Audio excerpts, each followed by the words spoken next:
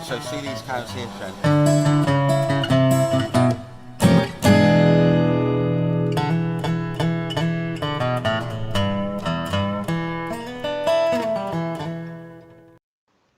Hello, everyone. I'm Trent Luce. Welcome to another Live Across the Pond with my pontification partner, Andrew Henderson. Good afternoon, UK. Good morning, USA, and bah to all of you who haven't woken up today. Are we going to have another sheep story today? Oh yeah, it's been a sheep day for me, where lots of things remind me of sheep. And I saw a newspaper headline, and it was a very good one actually, and I nearly sent you it, and it said, "Are you aware that children from the ages of 5 to 16, a 99.995% have a 99.9995% chance of surviving COVID?" And underneath it, somebody had put, "Has anybody told the sheep?" And it got me thinking, because we have signed. That's a great question, though, by the way. Yeah. Has anybody told the sheep? Or do the sheep understand? But it was has anybody told the sheep? And so I started seeing things coming on the news around sheep, and that's why I sent you the article where our president of the NFU has got her knickers in a twist, because we have done a free trade deal with New Zealand. Okay. Now, I looked at this and I immediately started thinking. She said it's almost like, New Zealand sheep or New Zealand beef or whatever are going to completely ruin the UK meat industry and dairy industry and everything else that goes with it.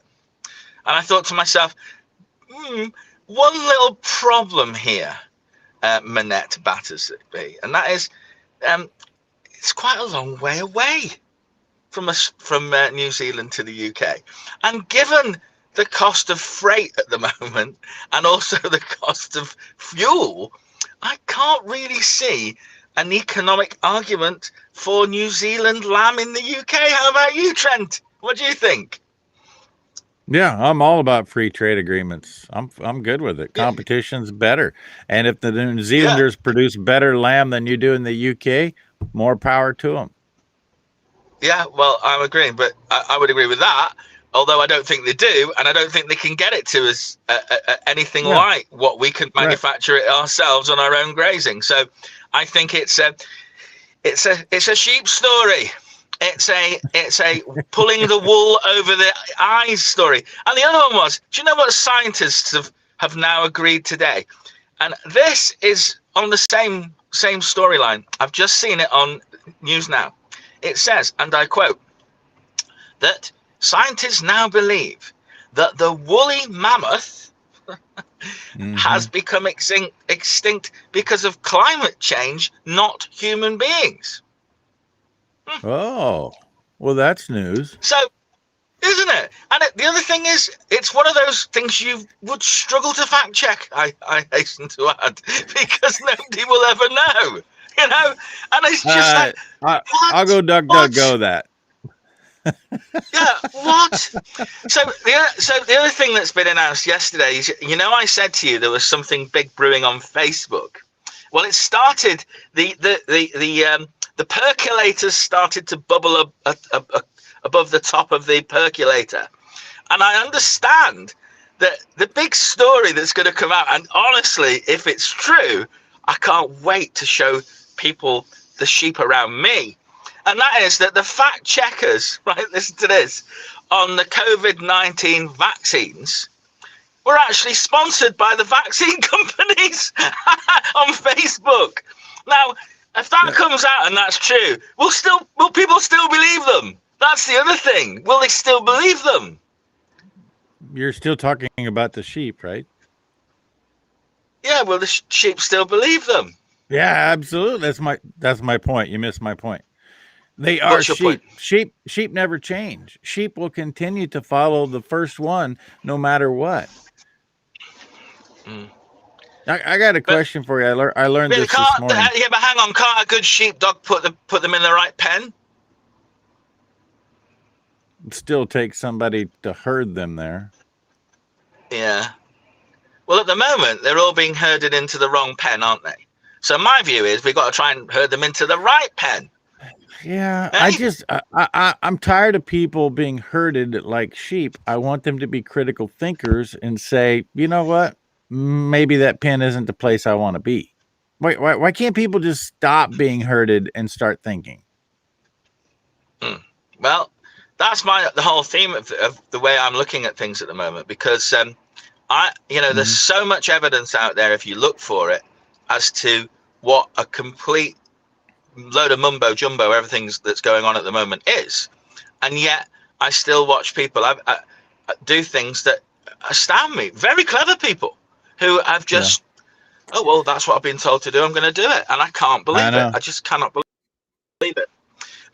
Our health minister stood up last night and said that he now wants everybody. Now, honestly, this is what he did. He now wants everybody to start wearing masks at home again, right? Oh, nice. So, yeah, that'd be good. Yeah.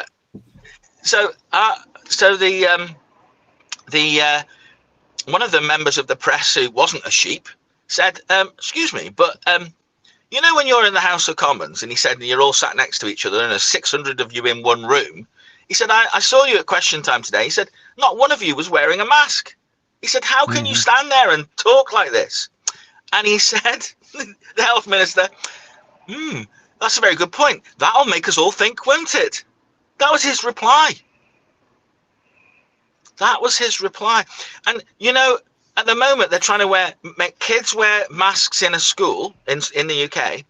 And they've just had Bill Gates and a load of his cronies meet the Queen, who's 95 years of age, I might add, without masks on in a room. And the sheep go, bah, bah, bah, bah. It is unbelievable what people are believing. Unbelievable. So I did a little research this morning, Andrew. Did you? Yeah. Actually, I do it every morning. But today, I'm researching the origins of the research itself on what they call the gene therapy, otherwise known as the vaccine. Pfizer and Moderna, yes. Call it the jab. Call it a jab. Pfizer and Moderna, that's a nice turnabout. But anyway, Pfizer and Moderna both used HEK293, which is the cell lining membrane from an aborted baby, a killed baby. Yeah, and it worked. Now, I know this. And was it a baby? So it wasn't aborted. Was it alive cells or were they dead cells? Because that's another. No, it had to be alive cells. Now, wow. Pfizer. Oh my God. Pfizer and Moderna, they proudly brag that there's no aborted baby fetuses in our vaccine jab. And that's true. But they used HEK293 to do research on developing the jab. The J&J jab does have the aborted fetuses in there, components of it. But I just connected some dots today. Do you know what HEK stands for? I did not know this, but that was the name of the membrane cell that they used to develop all of this.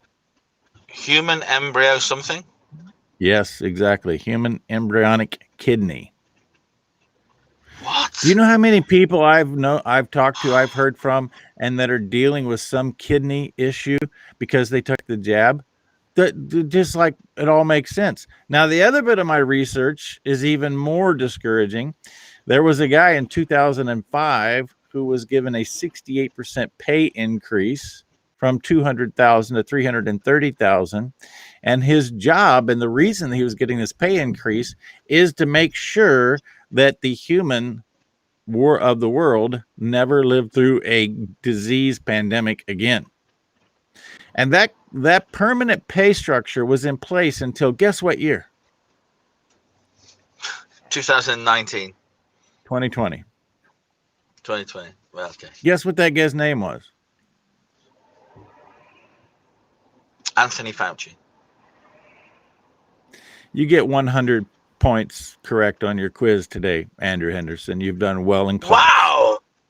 I know. Well, I didn't know that, by the way. I didn't know that, but I would assume it In would be him. 2005, he was given a pay increase to make sure there was never another pandemic, and it was a permanent pay increase to last through 2020. What year did all hell break loose? I'm telling you, this is just all coincidental and conspiracy theory, folks. Don't buy into any of it. Bovine fecal matter. There are no conspiracy theories, but there are no coincidences either. That's something that I listen to every day, and I believe that firmly now. That if there's too many coincidences, it's no longer a conspiracy theory. And that particular individual, it astonishes me how that man is still walking free. That astonishes me. By the way, George W. Bush was the president in 2005. Just as a reminder. Yep. Well, we are living in a world where it's now 6 days that there's been a national strike in the north of Italy, and it's not on our mainstream media. It's we are hearing unbelievable stories still from Australia, from Poland now, from various countries all around the world where mass uprisings are happening, and yet the mainstream media don't want to tell us what's going on. And I don't think I've ever lived in it. I don't ever think I've lived through a time like this. It's unbelievable. I agree with you 100%, but yet they can't stop talking about where you started, which is how your children, your infants, should be jabbed. It's in every headline, every hour. It's the most dangerous thing you could possibly do to your kid. Look at Mayor de Blasio, right? He starts off by encouraging people to take the vaccine. Then he offers a burger and fries. Then he offers scholarships and contributions towards students' courses. Then he decides, no, this has gone too far. We're going to get direct with you now. We're going to put in mandates. You've got to have these jabs. And now it's not just mandates. We're now going to take your job away from you if you don't have the jabs. What does that remind you of, Trent? That is communist full-blown leader. Nazi, full-blown fascism, and or worse. And well, it is, and I'm breathless, thinking people are accepting this. Why? There's just no evidence for any of this, and it's and we've got a big problem in the UK, and I'll tell you what it is: home deaths. Nothing to do with COVID, but we are having a massive rise in the UK when you look at the death rates of people dying at home who haven't been able to go to hospital because they've maybe not had their hearts checked, their cancer properly treated, etc. We're having a huge rise so it's not about COVID now, it's about the other deaths that are resulting from this lunacy. And I think, when are we going to reach that tipping point when people go, hang on, this doesn't add up? And that's what's concerning me. How far is it going to go? Yeah, exactly. All right, some good tidbit of news from the UK today to close on. Oh, good. No, I'm asking you for it. I'm not giving it to you.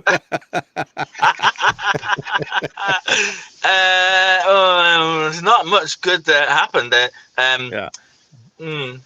No, well, I see more people talking about no fertilizer, no food than ever before. I think you made that happen. Yeah, no fertilizer, no food. It's a big issue, but that's not exactly a good news story, is it? Let's be honest. There is maybe not. I suppose the only good news is that I do feel that our voice is getting louder. That although I do feel that there are people shouting louder, and some people in the media now are starting to ask questions, which is a good thing. So yeah, that's the only bit of good news I've got, is that perhaps people are questioning things more verbally and loudly than they have been in recent months. Mm-hmm. Either be a critical thinker, choose the right pin, or be lamb chops for somebody else. That's the good news of the day. You have the ability to be a critical thinker. Regaining control for the farmer. For Andrew Henderson, I'm Trent Luce. See you tomorrow. Angel Bye. Cushing and property rights at the top of the hour on Rural Route. Just want to say, see you, little bad sheep.